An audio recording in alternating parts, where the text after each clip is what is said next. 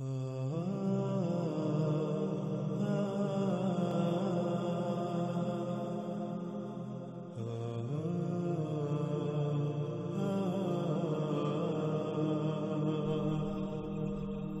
کے علاوہ کوئی ایسی ذات نہیں جس کی غلامی کی جائے، بس صرف اور صرف اللہ ہی کی غلامی کرو۔ اللہ سبحانہ وتعالیٰ نے کیوں صرف اور صرف اپنی ہی غلامی کا حکم دیا؟ اس کا جواب بھی اللہ سبحانہ وتعالیٰ اس آیت میں دے دیتے ہیں۔ اللہ سبحانہ وتعالیٰ کہتے ہیں کہ اگر ہوتے یا اگر تھے، یہاں ماضی کا صیغہ ہے، اللہ سبحانہ وتعالیٰ بنیادی طور پر یہ کہہ رہے ہیں کہ آسمانوں اور زمینوں میں تھے اللہ کے علاوہ اور الہ، یعنی کہ اللہ کے علاوہ اوروں کی بات مانی گئی، اوروں کی غلامی کی گئی، اس وجہ سے کائنات میں سب کچھ درہم برہم ہو گیا۔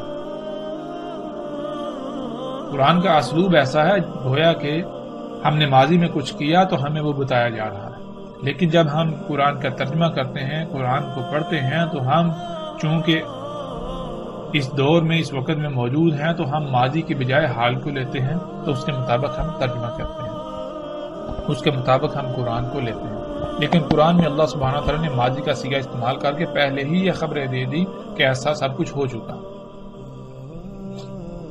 اگر تمہیں روکا گیا اللہ کے علاوہ اوروں کو الہ بنانے سے تو تم نہیں رکے، تم نے اوروں کو الہ بنایا، یعنی کہ تم اوروں کو الہ بناؤ گے تو پھر اس کا انجام کیا ہوگا؟ اس آیت میں اللہ سبحانہ تعالیٰ نے وہ بالکل واضح کر دیا۔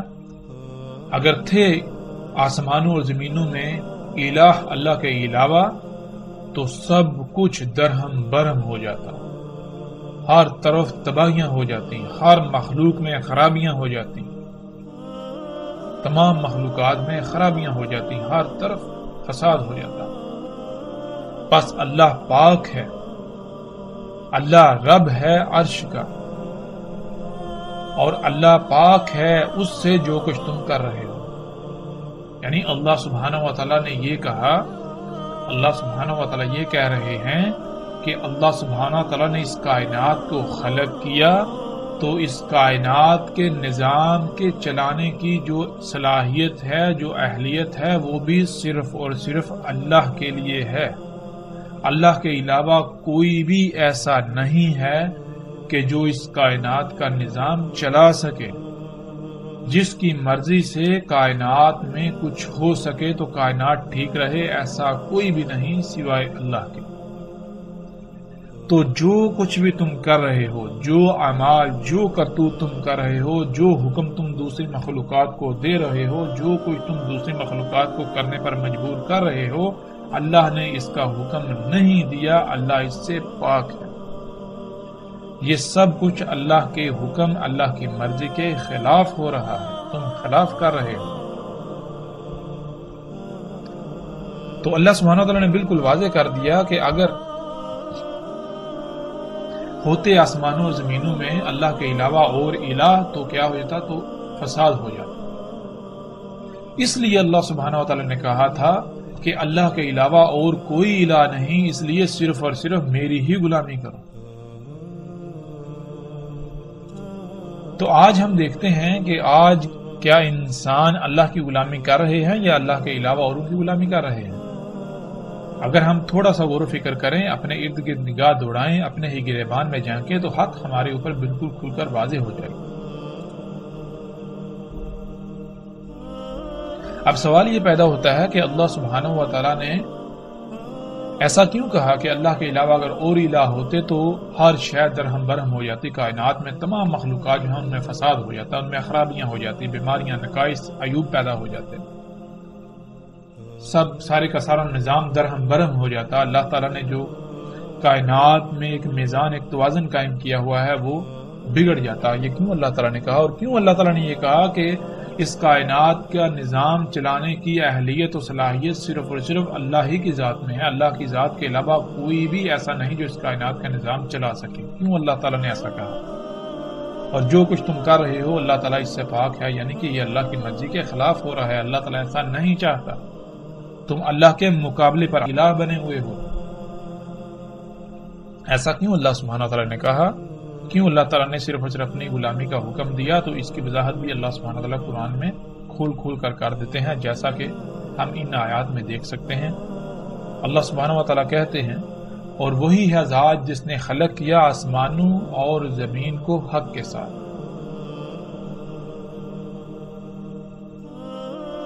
کیا نہیں دیکھا کہ اللہ نے خلق کیا آسمانوں اور زمین کو حق کے ساتھ؟ اور نہیں خلق کیا ہم نے آسمانوں اور زمین کو اور جو کچھ بھی ان کے درمیان ہے مگر حق کے ساتھ۔ خلق کیا اللہ نے آسمانوں اور زمین کو حق کے ساتھ۔ نہیں خلق کیا اللہ نے آسمانوں اور زمینوں کو اور جو کچھ بھی ان کے درمیان ہے مگر حق کے ساتھ۔ نہیں خلق کیا ہم نے آسمانوں اور زمین کو اور جو کچھ بھی ان کے درمیان ہے مگر حق کے ساتھ۔ اب یہاں یہ سوال پیدا ہوتا ہے کہ یہ حق کے ساتھ خلق کرنا کیا ہے؟ جیسا کہ ہم نے پیچھے بھی بیان کیا تھا، پیچھے آیت میں لفظ حق کا ذکر آیا تھا۔ اللہ سبحانہ وتعالیٰ کہتے ہیں ہم نے بھیجا ہے تمہیں حق کے ساتھ۔ تو حق کے معنی کیا ہیں، حق کسے کہتے ہیں، اس کی بھی وضاحت ہو جائے گی اس وقت جب ہم یہ جانیں گے کہ اللہ سبحانہ وتعالیٰ جو کہہ رہے ہیں اللہ سبحانہ وتعالیٰ نے آسمانوں اور زمینوں کو جو کچھ ان کے درمیان ہے حق کے ساتھ خلق کیا۔ تو یہ حق کے ساتھ خلق کرنا کیا ہے، ہمیں اب اس سوال کا جواب قرآن سے حاصل کرنا ہے۔ قرآن اللہ کا کلام ہے، ایسا ہرگز نہیں ہے کہ ہم اللہ سبحانہ وتعالیٰ سے یہ سوال کریں اور اللہ سبحانہ وتعالیٰ اپنے اس کلام کے ذریعے ہمارے اس سوال کا جواب نہ دیں، ایسا ممکن نہیں ہے۔ قرآن اگر اللہ کا کلام ہے، اگر ہمارا اس پر ایمان ہے تو ہم جو بھی سوال کریں اللہ سبحانہ وتعالیٰ اپنے اس کلام کے ذریعے ضرور جواب دیتے ہیں۔ تو اب ہم قرآن سے، اللہ کے کلام سے یہ سوال کرتے ہیں، اللہ سبحانہ وتعالیٰ سے یہ سوال کرتے ہیں کہ اے اللہ، یہ حق کے ساتھ خلق کرنا کیا ہے؟ جب ہم یہ سوال قرآن پر پیش کریں، اللہ سبحانہ وتعالیٰ کے سامنے یہ سوال رکھیں، ہم اللہ سبحانہ وتعالیٰ سے یہ سوال کریں تو اللہ سبحانہ وتعالیٰ اپنے کلام کے ذریعے اس سوال کا جواب یوں دیتے ہیں، کیوں نہیں تم تفکر کرتے، غور و فکر کرتے اپنی ہی ذاتوں میں؟ نہیں خلق کیا اللہ نے آسمانوں اور زمینوں کو اور جو کچھ بھی ان کے درمیان ہے مگر حق کے ساتھ، اور خلق کی اللہ نے اجل مسمى، ان سب کی اجل مسمى، اور اس میں کچھ شک نہیں انسانوں میں سے اکثریت ایسی ہے کہ جو اپنے رب کے سامنے کھڑا ہو کر اس کا جواب دینے کا کفر کرتی ہے۔ یعنی انسانوں کی اکثریت ایسی ہے جنہوں نے اس بات کا انکار کر دیا کہ جس ذات نے انہیں خلق کیا اس نے انہیں کسی نہ کسی مقصد کے لیے خلق کیا، اور پھر جس مقصد کے لیے خلق کیا اس مقصد کو پورا کرنے کے لیے جس مقام پر پہنچنے کی ضرورت تھی، جس مقام پر پہنچنا ضروری تھا، اس ذات نے ان کو پروان چڑھا کر اس مقام تک لے کے آئی، اور اگر یہ اس مقصد کو پورا نہیں کریں گے تو وہ ذات ان سے اس کی پوچھ گچھ کرے گی، اس کے بارے میں سوال کرے گی۔ انسانوں کی اکثریت نے اس کا انکار کر دیا کہ ایسا کچھ بھی نہیں ہوگا۔ تو انسانوں کی اکثریت کا یہ انکار کیا زبان سے ہے یا پھر اعمال سے ہے؟ تو اللہ سبحانہ وتعالیٰ قرآن میں بار بار واضح کرتے ہیں کہ اللہ سبحانہ وتعالیٰ زبان نہیں اعمال کی بات کرتے ہیں، قرآن اعمال کی بات کرتا ہے۔ زبان سے انسانوں میں سے شاید ہی کوئی ایسا ہو کہ جو یہ کہے ہمیں جو ہے وہ حساب کتاب نہیں دینا پڑے گا، ہمیں اس ذات کے سامنے کھڑا نہیں ہونا پڑے گا۔ انسانوں میں سے شاید ہی کوئی ایسا ہو، لیکن انسانوں میں سے اکثریت نے جب کفر کیا تو پھر وہ اکثریت نے کفر کیسے کیا؟ وہ کفر ہے اعمال کا، یعنی کہ جس چیز سے، جس شے سے اللہ نے روکا، انسان زبان سے تو کہتے ہیں ٹھیک ہے ٹھیک ہے، لیکن عملاً وہ انہی اعمال کو کر رہے ہیں، یہ ہے کفر کرنا۔ لیکن یہاں جو ہمارا سوال تھا، ہمیں اس سوال کا جواب چاہیے۔ ہمارا سوال تو یہ تھا کہ اللہ سبحانہ وتعالیٰ نے یہ کہا کہ اللہ کے علاوہ کوئی بھی ایسی ذات نہیں جس کی غلامی کی جائے، کیوں؟ اس کی وجہ یہ ہے کہ اللہ سبحانہ وتعالی نے کہا کہ آسمانوں اور زمینوں میں اگر اللہ کے علاوہ کسی کی غلامی کی جائے گی تو سب کچھ درہم برہم ہو جائے گا، کیونکہ اللہ سبحانہ وتعالی نے آسمانوں اور زمینوں اور جو کچھ ان کے درمیان ہے سب کچھ حق کے ساتھ خلق کیا۔ تو اللہ سبحانہ وتعالی نے آسمانوں اور زمینوں اور جو کچھ ان کے درمیان ہے ان کو حق کے ساتھ خلق کیا۔ اس کا مطلب کیا ہے؟ حق کے ساتھ خلق کرنا کیا ہے؟ تو اس کا جواب اللہ سبحانہ وتعالی دیتے ہیں ہمیں اس آیت میں، کیوں نہیں تم غور و فکر کرتے، کیوں نہیں تفکر کرتے تم اپنی ہی ذاتوں میں؟ نہیں خلق کیا اللہ نے آسمانوں کو اور زمینوں کو اور جو کچھ بھی ان کے درمیان ہے مگر حق کے ساتھ، اور خلق کی اللہ نے ان سب کی اجل مسمى، اور اس میں کچھ شک نہیں اکثریت انسانوں سے ایسی ہے جو اپنے رب کے سامنے کھڑے ہو کر حساب کتاب دینے کا کفر کرتی ہے۔ یعنی اللہ سبحانہ وتعالی نے اس آیت میں بالکل واضح کر دیا، اللہ سبحانہ وتعالی نے اس آیت میں ہمیں کھول کر جواب دے دیا کہ آسمانوں اور زمینوں اور جو کچھ ان کے درمیان ہے سب کا حق کے ساتھ خلق کرنا کیا ہے۔ اس کا جواب اللہ سبحانہ وتعالی نے اس آیت کے پہلے حصے میں دے دیا۔ اللہ سبحانہ وتعالی کہتے ہیں کہ کیوں نہیں تم غور و فکر کرتے، کیوں نہیں تم تفکر کرتے اپنی ہی ذاتوں میں؟ یعنی کہ جب ہم اپنی ہی ذاتوں میں غور و فکر کریں گے تو ہم پر یہ بات بالکل کھل کر واضح ہو جائے گی کہ آسمانوں اور زمینوں کا اور جو کچھ ان کے درمیان ہے سب کا حق کے ساتھ خلق کرنا کیا ہے، اور جو اللہ سبحانہ وتعالی نے ان کی اجل مسمى خلق کی وہ اجل مسمى کیا ہے۔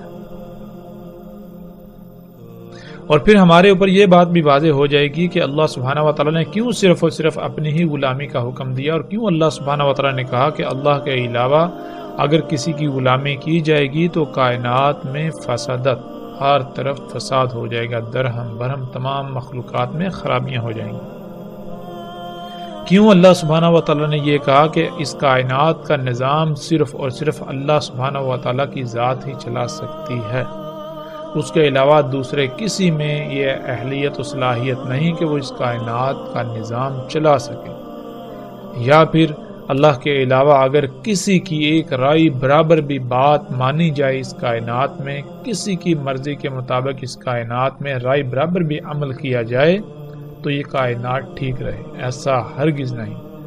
اگر اس کائنات میں اللہ سبحانہ وتعالی کے علاوہ کسی کی مرضی کے مطابق ایک رائے برابر بھی عمل کیا گیا تو اس سے کائنات میں فساد ہوگا۔ تو ناظرین، اب سب سے پہلے ہمیں اپنی ہی ذاتوں میں غور و فکر کرنا ہے۔ جب ہم اپنی ہی ذاتوں میں غور و فکر کریں گے تو حق کھل کر ہمارے سامنے آ جائے گا۔ جب ہم اپنی ہی ذاتوں میں غور و فکر کریں تو جو سب سے پہلی بات ہمارے سامنے آتی ہے وہ یہ کہ ہمارا جسم دو حصوں پر مشتمل ہے۔ ہمارے جسم کے دو پہلو ہیں، ایک پہلو ظاہری اور ایک پہلو باطنی جو کہ پوشیدہ ہے۔ دوسرا، ہمارا جسم لاتعداد اعضاء کا مجموعہ ہے، اور دوسری بات یہ کہ ہمارا جسم کئی اعضاء کا مجموعہ ہے۔ ان میں کچھ اعضاء تو ایسے ہیں جو ہمارے جسم کے ظاہری پہلو کا حصہ ہیں، اور کچھ تو ایسے ہیں جو ہمارے جسم کے باطنی یعنی جو پوشیدہ ہے اس کا حصہ ہے۔ جو جسم ہمارا ظاہری ہے، یعنی ہمارے جسم کا جو پہلو ظاہری ہے، اس میں جو اعضاء آتے ہیں ان میں ہاتھ، پاؤں، ناک، کان، سر، بال، ٹانگیں، گھٹنے، کھال، یہ تمام کے تمام حصے جو ہیں یہ ظاہری پہلو میں آتے ہیں۔ پھر ہم دیکھتے ہیں کہ صرف اور صرف یہ جو ظاہری حصے ہیں، ظاہری اعضاء ہیں، پورا مکمل جسم صرف اور صرف یہ نہیں ہے، بلکہ اس کے برعکس ہمارے جسم کا ایک باطنی پہلو بھی ہے، جس میں ہمارے دل، گردے، پھیپھڑے، خون، انتڑیاں اور ان سمیت کئی اعضاء آتے ہیں۔ پھر ناظرین جیسے جیسے ہم غور و فکر کریں تو ہم پر مزید جو بات واضح ہوتی ہے وہ یہ کہ ان تمام اعضاء کا کوئی نہ کوئی مقصد ہے، یعنی ان سب اعضاء کو کسی نہ کسی مقصد کے لیے خلق کیا گیا۔ اور اسے ہم یوں جان سکتے ہیں کہ اگر ہمارے پاؤں نہ ہوں تو اس سے کیا ہو؟ اگر ہمارے پاؤں نہ ہوں تو ہمیں کئی طرح کی تکالیف کا سامنا کرنا پڑے گا، ہم چلنے سے عاجز آ جائیں گے۔ اسی طرح اگر ہمارے ہاتھ نہ ہوں، ہماری آنکھیں نہ ہوں، ہمارے کان نہ ہوں، ہمارا ناک نہ ہو، ہماری زبان نہ ہو یا ہمارا دماغ نہ ہو تو ہمیں کن پریشانیوں کا، مصیبتوں کا، تکالیف کا سامنا کرنا پڑے گا، یہ بھی بالکل واضح ہے۔ تو اس سے ناظرین جو بات سامنے آتی ہے وہ یہ کہ اللہ سبحانہ و تعالیٰ نے ہمارے جسم کے تمام اعضاء کو کسی نہ کسی مقصد کے لیے خلق کیا۔ پھر مزید آگے بڑھتے ہیں۔ جب مزید ہم غور و فکر کریں تو ہم یہ دیکھتے ہیں کہ تمام انسانوں میں ہاتھ ایک مخصوص مقام پر ہیں، پاؤں ایک مخصوص مقام پر ہیں، آنکھیں، کان، ناک، سر، دماغ، یعنی جتنے کے جتنے اعضاء ہیں تمام کے تمام انسانوں میں کسی ایک مخصوص مقام پر ہی کیوں ہیں؟ ہر انسان کی آنکھیں ایک ہی مقام پر ہیں، ہاتھ ایک ہی مقام پر ہیں، پاؤں ایک ہی مقام پر ہیں۔ ایسا کیوں نہیں کہ پاؤں کی جگہ ہاتھ ہوں، ہاتھوں کی جگہ پر ناک ہو، ناک کی جگہ پر کان ہو؟ ایسا کیوں نہیں؟ جب ہم غور و فکر کریں تو ہم پر یہ بات کھل کر واضح ہو جاتی ہے کہ اگر پاؤں کی جگہ پر سر ہو تو پھر ہم زندہ نہیں رہ سکتے، پھر ہمیں تکالیف کا سامنا کرنا پڑے گا۔ سر کو جس مقصد کے لیے خلق کیا گیا وہ مقصد صرف اور صرف اسی وقت پورا ہو سکتا ہے، سر اس مقصد کو تب ہی پورا کر سکتا ہے جب وہ اس مقام پر ہوگا جس مقام پر قائم ہو کر اس مقصد کو پورا کر سکتا ہے جو مقام سر کا ہے۔ اسی طرح جب تک پاؤں اپنے مقام پر نہیں رہیں گے تب تک وہ اپنا مقصد پورا نہیں کر سکتے۔ یعنی جیسے ہم نے غور و فکر کیا تو یہ بات بھی ہم پر بالکل کھل کر واضح ہو گئی کہ اللہ سبحانہ و تعالی نے نہ صرف ہمارے تمام کے تمام اعضاء کو خلق کیا بلکہ ان کو خلق کر کے جو ان کا مقام تھا ہر ایک کو ان کے مقام پر قائم کیا۔ جب تک یہ اپنے اپنے مقام پر قائم رہیں گے تب تک یہ اپنی اپنی ذمہ داری ادا کر سکیں گے، تب تک یہ اس مقصد کو پورا کر سکیں گے جس مقصد کے لیے انہیں خلق کیا گیا۔ بالکل اسی طرح ناظرین جو ہمارے جسم کے پوشیدہ پہلو میں اعضاء ہیں جیسے دل، گردے، پھیپھڑے، دماغ، خون، انتڑیاں، ان سمیت جتنے بھی باقی اعضاء ہیں وہ سب کے سب بھی اپنے اپنے مقام پر رہتے ہوئے اپنی اپنی ذمہ داری ادا کر رہے ہیں۔ کوئی دوسرے کے مقام پر رہ کر اپنی ذمہ داری ادا نہیں کر سکتا، اپنی ذمہ داری پوری نہیں کر سکتا۔ پھر جیسے جیسے مزید ہم غور و فکر کرتے چلے جائیں تو ہم پر یہ بات بھی واضح ہوتی ہے کہ جیسے دل ہے اگر وہ اپنا کام کرنا چھوڑ دے تو جسم کی موت ہو جائے گی۔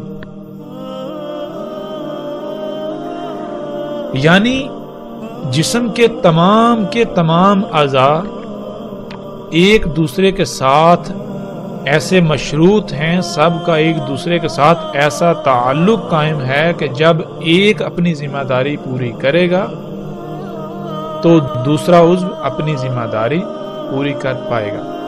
اگر کسی ایک عضو نے بھی اپنی ذمہ داری پوری کرنا ترک کر دی تو اس سے مشروط، اس سے متعلقہ جتنے بھی اعضاء ہیں وہ بھی اپنی ذمہ داری ترک کر دیں گے، وہ اپنی ذمہ داری پوری نہیں کر پائیں گے۔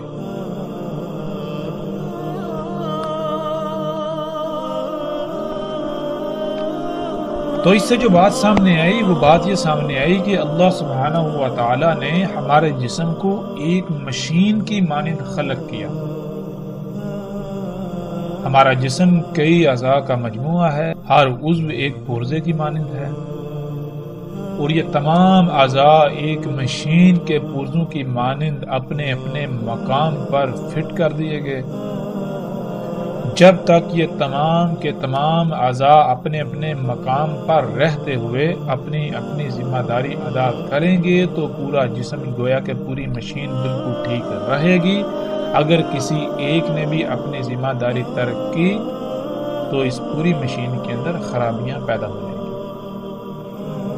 اور اگر ان خرابیوں کو دور نہ کیا گیا تو پھر یہ پوری کی پوری مشین ایک وقت ایسا آئے گا جب تباہ ہو جائے گی۔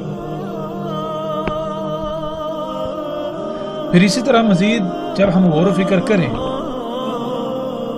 جب ہم پر یہ بات واضح ہو گئی کہ تمام کی تمام مخلوقات یعنی ہمارے جسم کے تمام اعضاء جب تک اپنے اپنے مقام پر رہتے ہوئے اپنی اپنی ذمہ داری ادا کریں گے تو پورا جسم ٹھیک رہے گا، پورے جسم کا نظام ٹھیک رہے گا۔ جب بھی کسی ایک نے بھی اپنی ذمہ داری ترک کی یا لاپرواہی کی، کمی کی یا کوتاہی کی تو اس سے بھی اس جسم کے اوپر منفی اثرات مرتب ہوں گے۔ اب ناظرین، اس پورے جسم پر اللہ سبحانہ و تعالی نے ہمیں اختیار دیا اور پھر ہم پر یہ بھی واضح کر دیا، جب ہم کچھ کھاتے ہیں تو ہمارے جسم کو توانائی حاصل ہوتی ہے۔ اگر ہم کچھ اچھا کھائیں گے تو ہمارا جسم جو ہے اس کو فائدے حاصل ہوں گے، وہ توانا ہوگا، مضبوط ہوگا، اسے قوت حاصل ہوگی۔ اور اگر ہم کچھ اچھا نہیں کھائیں گے، اگر ہم کچھ زہر آلود کھائیں گے تو اس سے ہمارا جسم کیا ہوگا؟ وہ لاغر ہوگا، مفلوج ہوگا، اس میں سستی پیدا ہوگی، کاہلی پیدا ہوگی۔ ہم جو کچھ بھی کھاتے ہیں، خواہ اس کی مقدار کم ہو یا زیادہ ہو، اس کا رد عمل ضرور مرتب ہوتا ہے۔ ہم جیسے ہی اپنے جسم میں گہرائی میں جا کر غور و فکر کریں گے تو ہمیں یہ بالکل واضح ہو جائے گا کہ اگر ہمارے جسم میں کوئی رائے برابر بھی عمل ہوتا ہے تو اس کا رد عمل ضرور ظاہر ہوتا ہے۔ اگر عمل اچھا ہوگا، مثبت ہوگا تو اس کا رد عمل مثبت سامنے آئے گا، اور اگر عمل جو ہے وہ منفی ہوگا تو اس کا رد عمل بھی منفی سامنے آئے گا۔ تو اللہ سبحانہ و تعالیٰ نے ہمارے جسم میں تمام اعضاء کو خلق کر کے ہر ان کو اپنے اپنے مقام پر رکھ دیا، یعنی کہ ایک بہترین توازن قائم کر دیا، جس کا اللہ سبحانہ و تعالیٰ سورہ رحمان میں بھی ذکر کرتے ہیں۔ اللہ سبحانہ و تعالیٰ کہتے ہیں اور وضع کر دیا میزان، یعنی توازن قائم کر دیا۔ جب ہم نے اپنی ہی ذات میں، اپنی ہی ذاتوں میں غور و فکر کیا تو ہمیں ہر لحاظ سے اللہ سبحانہ و تعالیٰ کا وضع کردہ میزان نظر آیا۔ ہمارا جسم، اس میں ایک انتہائی غیر معمولی توازن قائم ہے، اور یہ توازن کب تک قائم رہے گا؟ اس کا جواب بھی اللہ سبحانہ و تعالیٰ نے قرآن میں بالکل واضح کر دیا۔ سورہ الرحمن میں ہی اللہ سبحانہ و تعالیٰ کہتے ہیں، جان لو جو تمہیں ہدایات دے دیں ان کے خلاف اس میدان میں ہرگز مت کرو۔ یعنی اللہ سبحانہ و تعالیٰ کہہ رہے ہیں کہ جان لو جو تمہیں ہدایات دے رہی ان ہدایات کے برخلاف، ان ہدایات کے برعکس کوئی بھی عمل نہ کرو اس میدان میں۔ پھر آگے اللہ سبحانہ و تعالیٰ کہتے ہیں، اور قائم کرو وزن قسط کے ساتھ اور نہ خسارہ کرو میزان میں۔ جو ہم نے توازن قائم کر دیا اس میں خسارہ نہ ہو۔ تو خسارہ کیسے ہوتا ہے؟ قسط کے ساتھ وزن اس میزان میں قائم کرنا کیا ہے؟ اس کو بھی ناظرین ہم یہاں پر جان لیتے ہیں تاکہ ہم پر ہر لحاظ سے ہر بات بالکل کھل کر واضح ہو جائے۔ مثال کے طور پر صبح ہم اٹھتے ہیں، کھانا کھاتے ہیں، اس کے بعد کام کرتے ہیں، تو کیا ہوتا ہے؟ جسم کو کھانا کھانے سے جو قوت حاصل ہوئی تھی وہ آہستہ آہستہ ختم ہو جاتی ہے، وہ قوت ہم نے صرف کر دی، استعمال کر دی، کم ہو۔ تو اللہ سبحانہ و تعالیٰ یہ کہہ رہے ہیں کہ ایسا ہرگز نہیں کرنا کہ جو قوت جسم میں ہے وہ تو استعمال کر لو، لیکن واپس جسم کو وہ قوت فراہم نہ کرو، ایسا نہیں کرنا۔